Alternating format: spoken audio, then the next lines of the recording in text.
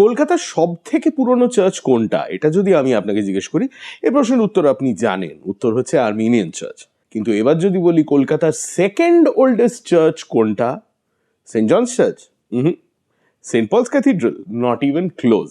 কলকাতার second oldest church হচ্ছে old mission church, যেটা আমাদের লালবাজারের খুব কাছেই।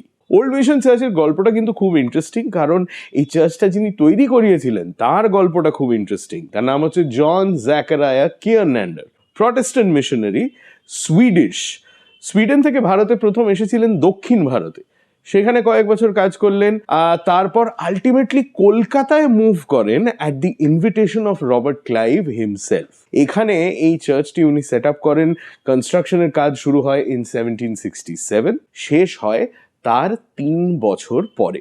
শুরুর দিকে চার্চের রং বোধহয় লাল ছিল, কারণ বাঙালিরা এই চার্চটাকে লাল গির্জা বলেই ডাকতো। ওল্ড মিশন চার্চের একটা বিশেষত্ব ছিল যে প্রচুর ভারতীয়রা এই চার্চে যেত। ইনফ্যাক্ট এই ওল্ড মিশন চার্চেই 1843 সালে আমাদের মাইকেল মধুসূদন দত্ত খ্রিস্ট ধর্ম গ্রহণ করেন। এই সময়কার যে কোনো পুরনো চার্চ যা যা আপনি এক্সপেক্ট করতে পারেন সেই সব কিছুই আছে। অত্যন্ত সুন্দর একটা স্টেনড গ্লাস উইন্ডো আছে, খুব পুরনো একটা পাইপ অর্গান আছে, আর অফকোর্স দেওয়াল জুড়ে একাধিক যাকে বলে মেমোরিয়াল প্লাক রয়েছে নানান মানুষের স্মৃতি রক্ষার্থে। তার মধ্যে একটা প্লাক আমার চোখে পড়েছিল আজ থেকে 8 বছর আগে, যখন আমি প্রথম ওল্ড মিশন চার্চে গিয়েছিলাম।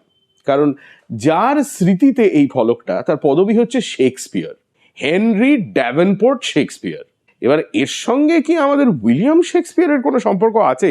আমি তো এখনো পর্যন্ত খুঁজে পাইনি। আপনি যদি পেয়ে থাকেন তাহলে আমায় জানান কমেন্টসে। কলকাতার ঐতিহাসিক সমস্ত চার্চ নিয়ে কথা হচ্ছে গোটা ডিসেম্বর মাস জুড়ে। এরকম আরো অনেক গল্প শুনতে হলে ইনস্টাগ্রামে ফলো করুন আর ইউটিউবে সাবস্ক্রাইব করুন টু হাফ প্যান্ট হিস্ট্রি।